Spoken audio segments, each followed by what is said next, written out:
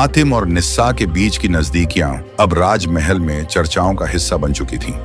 उनके बीच का रिश्ता गहरे होते जा रहा था।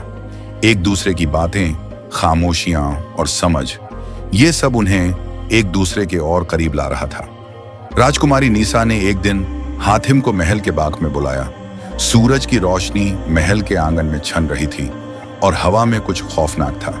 निसा ने धीरे से कहा, हातिम, तुमने इस राज्य में कदम रखा और हमें उम्मीद मिली, पर क्या तुम जान पाए हो कि मुझे और मेरे राज्य को बचाने के लिए तुम्हें क्या करना होगा? हातिम ने उसकी आंखों में गहरी नजर डाली और निसा ने चुपचाप कहा, तुमसे शादी करने के बाद तुम्हें उस राक्षस से लड़ना होगा जो मेरी आत्मा को अपने कब्जे में रखना चाहता है। यह सुनते ही हातिम का चेहरा गंभीर हो गया। उसे यह साफ समझ में आ गया था कि उसका सफर अब केवल एक प्यार की कहानी नहीं, बल्कि एक महायुद्ध में बदलने वाला था। कुछ दिन बाद राजकुमारी निसा और हातिम की शादी का दिन तय हुआ।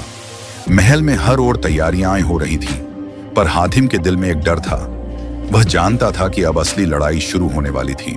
शादी के दिन महल की दीवारों पर बर्फ सी ठंडक थी और हातिम के मन में एक अजीब सी बेचैनी थी, लेकिन निसा का साथ और उसका विश्वास हातिम को मजबूती दे रहा था। वे एक दूसरे के बिना अधूरे थे और आज दोनों का मिलन होना था। राजकुमारी और हातिम के विवाह के बाद राज्य में हर कोई खुश था, लेकिन सबके दिलों में एक सवाल था, क्या हातिम उस राक्षस से लड़ने में सफल होगा जो निसा की आत्मा को अपने कब्जे में रखना चाहता था?